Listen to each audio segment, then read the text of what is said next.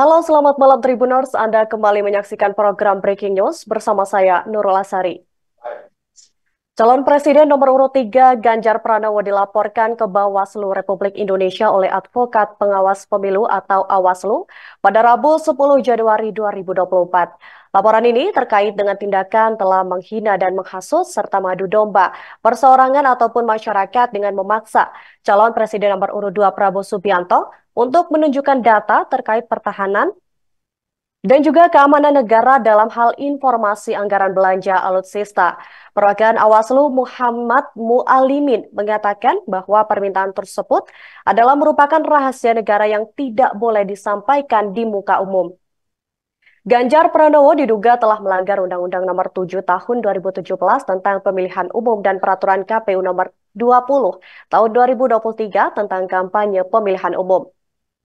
Tribuners, untuk mengetahui lebih jelas lagi terkait dengan pelaporan Ganjar Pranowo ke Bawaslu RI, kami telah terhubung langsung dengan Muhammad Mualimin dari Advokat Pengawas Pemilu atau Awaslu.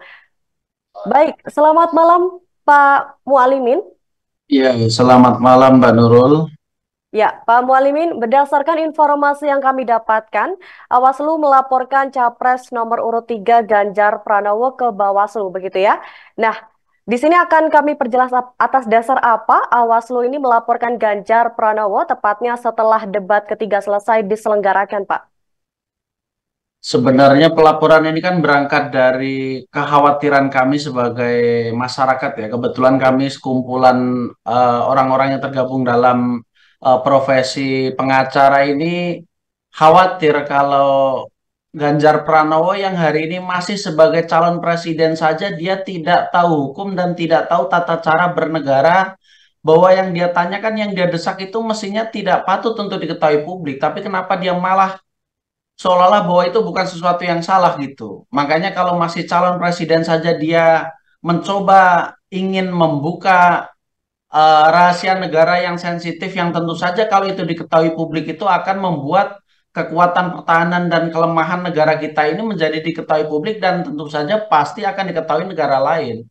Nah, itu bagi kami tentu berbahaya ya. Ini masih calon presiden loh, belum presiden Republik Indonesia gitu. Makanya kami minta Bawaslu supaya ini harus diwaspadai, ini harus diperiksa supaya jangan sampai orang-orang semacam ini dibiarkan bebas mengutarakan pandangannya, sehingga itu akhirnya akan mengancam dan membahayakan informasi sensitif yang dimiliki oleh negara ini gitu. Ya sebenarnya sesederhana itulah latar belakang kami melaporkan Ganjar Pranowo ini. Baik, apakah ada pelaporan lain selain daripada kasus mengenai data Kemenhan ini, Pak, yang dilaporkan? Kalau terkait dengan pelaporan ini, sebenarnya teman-teman wartawan tadi di Bawaslu sudah menanyakan lah, bukannya Anies Baswedan juga mengatakan yang sama begitu. Nah, ini ya kami jawab bahwa sebenarnya memang Anies Baswedan pun mau kita laporkan. Cuman kan kalau kami baca di media sudah ada yang melaporkan dari pihak siapa itulah kami tidak tahu. Yang jelas sudah ada yang melaporkan. Jadi akhirnya hari ini kami hanya melaporkan Ganjar Pranowo saja begitu. Berarti karena memang Anies Baswedan itu sudah dilaporkan begitu dengan pihak lain, maka dari itu dari pihak Awaslu sendiri melaporkan dari pihak Ganjar begitu ya?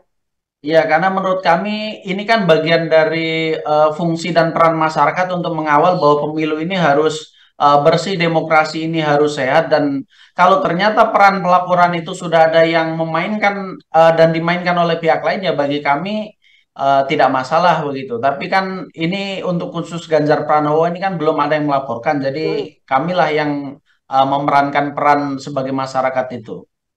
Baik, apakah sebelumnya Pak ini sudah ada koordinasi dari pihak TKN Prabowo Gibran terkait dengan pelaporan ini?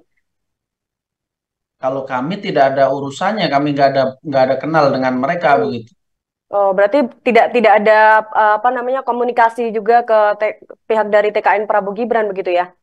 Ya, Berarti kalau murni kami dari kalau pihak kami kan Awaslu. murni profesional advokat, jadi yang pertama juga tidak kenal, yang kedua juga merasa tidak perlu untuk koordinasi dengan siapapun karena ini bagi kami sudah Debat itu kan ditonton mungkin ratusan juta orang, sudah jadi konsumsi publik dan semua orang juga sudah tahu Hmm. capres nomor berapa ngomong apa, itu kan semuanya sudah tahu. Jadi bagi kami, menurut analisa hukum kami, ini sudah cukup mengkhawatirkan. Ya kami bergerak secara mandiri karena kami ini memang dari dulunya sejak mahasiswa aktivis begitu. Baik. Tadi Bapak Pak Mualimin sendiri apa menegaskan bahwa memang pelaporan ini terkait dengan apa pemaksaan untuk memaparkan data kementerian begitu ya, data-data rahasia negara. Nah, apakah bisa diperjelas lagi Pak bagian dari kalimat mana atau pernyataan mana yang dianggap memaksa Prabowo untuk mengungkapkan data rahasia negara, Pak? Ya, itu kan sebenarnya kalimatnya banyak ya, tapi ada beberapa poin itu yang dia mendesak dan seolah-olah memaksa bahwa Kementerian Pertahanan ini harus menjelaskan terkait dengan tingkat kenapa penurunan dari kekuatan militer Indonesia ini dalam beberapa tahun ini yang disampaikan oleh Ganjar Pranowo itu kan dikatakan turun begitu.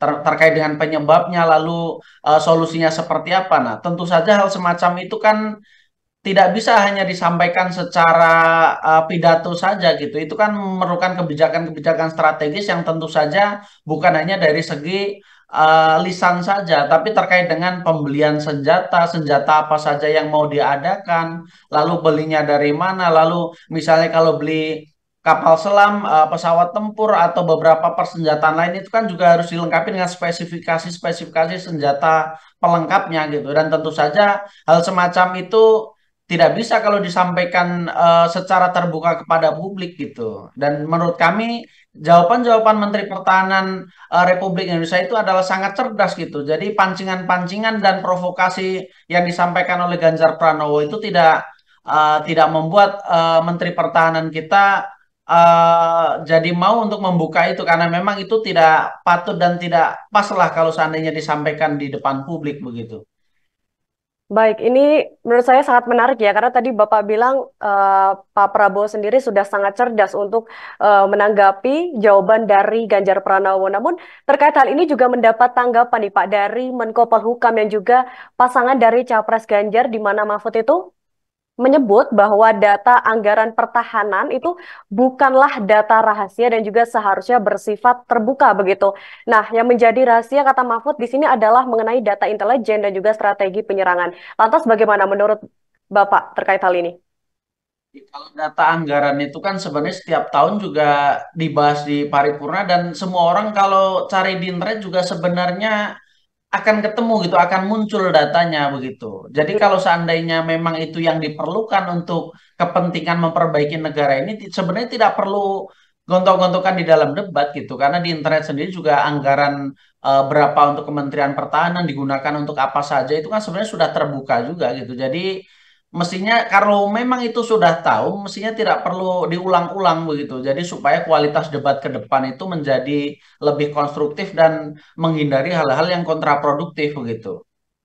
Baik, artinya memang data itu sebetulnya sangat terbuka begitu ya Pak di apa namanya di internet pun sudah Ya, tertera begitu ya. kalau memang yang diinginkan data-data semacam itu memang sifatnya umum dan itu memang harus transparan, dan itu pun sebenarnya di internet juga melimpah begitu. Hmm. Jadi sebenarnya tidak perlu Ganjar Pranowo sok-sokan bahwa itu harus terbuka, harus disampaikan dengan terbuka di depan publik begitu. Ya semuanya juga sudah di internet juga banyak, jumlah kapal selam kita berapa, jumlah pesawat tempur kita berapa, pengadaan terkait dengan kemarin pemerintah Republik Indonesia mau beli pesawat jet tempur Rafale dari Prancis, semua orang juga tahu anggarannya berapa. Kenapa mesti itu dianggap sebagai sesuatu yang ditutup-tutupi? Menurut kami itu apa ya? Jadi tidak konsisten gitu pertanyaannya ingin diketahui kalau dibandingkan dengan apa yang disampaikan Ganjar Pranowo dengan Mahfud MD begitu. Baik, baik. Apakah sejauh ini sudah ada respons dari pihak kubu Ganjar Pak terkait dengan pelaporan ini? Kalau kami cari di internet untuk sementara sepertinya belum ada yang menanggapi ya gitu ya. Hmm, Mungkin besok atau beberapa hari lagi mungkin hmm, ya. baik. Jadi dari hasil pelaporan yang sudah dilakukan oleh Awaslu ini sebenarnya apa yang diharapkan dari pelaporan tersebut, Pak? Ya, ini juga kami sebenarnya kan beberapa kali juga melakukan aduan atau laporan di Bawaslu. Nah, kami juga tentunya kan berharap bahwa Bawaslu ini benar-benar bekerja dengan dengan lebih serius dan berani sebagai pengawas pemilu gitu. Karena beberapa kali kami melaporkan dan kami lihat dari beberapa unsur masyarakat yang melaporkan yang kami baca di berita itu, laporan ini sepertinya hanya ditumpuk saja begitu. Jadi Bawaslu ini apa gitu kira-kira kerjanya gitu. Dan tentu saja kami harapannya adalah ada semacam penyelidikan dan pemeriksaan yang benar-benar dilakukan untuk mengetahui kebenaran apa yang kami laporkan supaya kalau memang apa yang kami klaim ini sebagai sesuatu yang benar dan Ganjar Pranowo potensial melakukan pelanggaran, ya harus ada sanksi yang beranilah dari Bawaslu nih. Apa gunanya sebagai badan pengawas kalau memang dia tidak berani melakukan itu begitu. Baik, terima kasih Pak Muhalimin atas kesempatan waktunya dan juga informasi yang sudah diberikan bersama kami. Semoga nanti setelah ini sudah ada tindak lanjutnya ataupun follow up-nya dari pelaporan tersebut. Begitu ya Pak ya. Terima kasih sudah berbincang bersama kami di Breaking News Pak Muhalimin. Iya, baik, terima kasih. Baik, Tribuners, Capres nomor urut 3 Ganjar Pranowo juga mendapat dua laporan sekaligus. Laporan kali ini terkait dugaan pelanggaran aturan kampanye di CFD Solo pada akhir bulan Desember 2023. Ganjar dilaporkan oleh komunitas masyarakat peduli demokrasi Indra Wiyana ke Bawaslu Solo pada hari ini, Rabu 10 Januari 2024. Kala itu Ganjar berkunjung ke CFD Solo bersama dengan istrinya, yakni Siti Atikoh. Indra mengatakan bahwa ada pihak yang membagikan voucher internet kepada pengunjung CFD Solo saat kunjungan Ganjar dan Atikoh. Lebih lanjut, Indra menyebut apa yang dilakukan oleh relawan Ganjar ini tidak bisa dibenarkan. Menurut Indra, ada dugaan pelanggaran Undang-Undang Nomor 7 Tahun 2017 tentang pemilihan umum serta Peraturan KPU Nomor 20 Tahun 2023 tentang perubahan atas Peraturan KPU Nomor 15 Tahun 2023 tentang kampanye pemilihan umum dalam kejadian tersebut. Dari laporan ini, Indra berharap agar masyarakat ikut mengawasi jalannya pemilu supaya berjalan jujur dan adil serta berani melaporkan apabila terjadi kecurangan.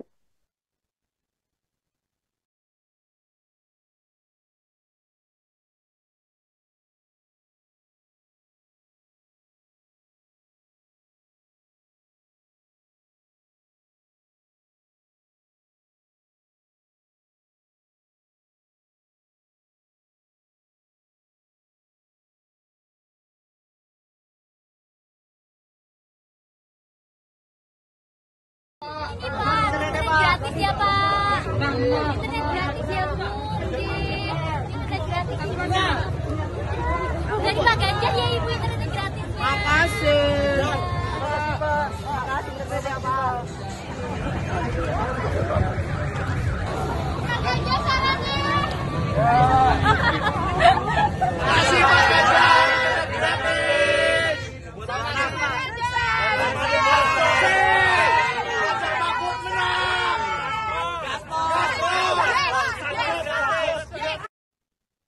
Tribuners, persoalan data Kemenhan yang tak bisa dipaparkan saat debat Capres pada Minggu 7 Januari 2024 berbuntut panjang.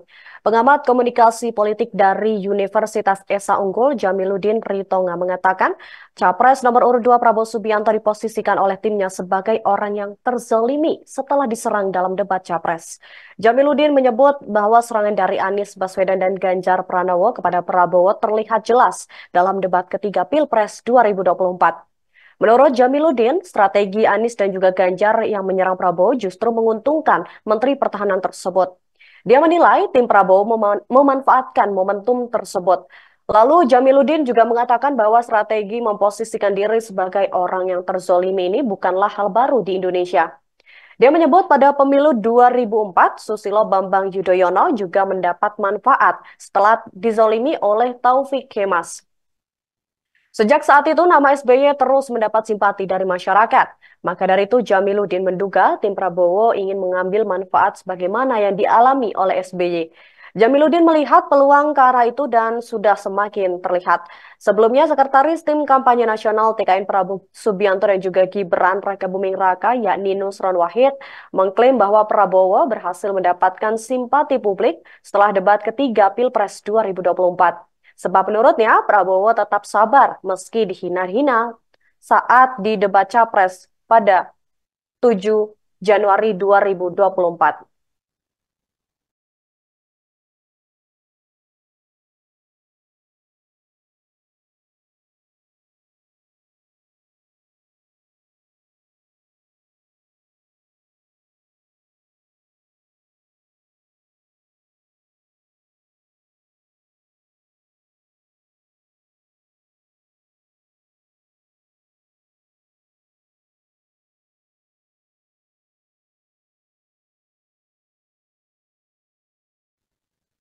Demikian program Breaking News pada malam hari ini. Saya Nur Lasari dan juga tim yang bertugas pamit undur diri. Terima kasih dan sampai jumpa. Download Tribun X sekarang. Menghadirkan lokal menjadi Indonesia.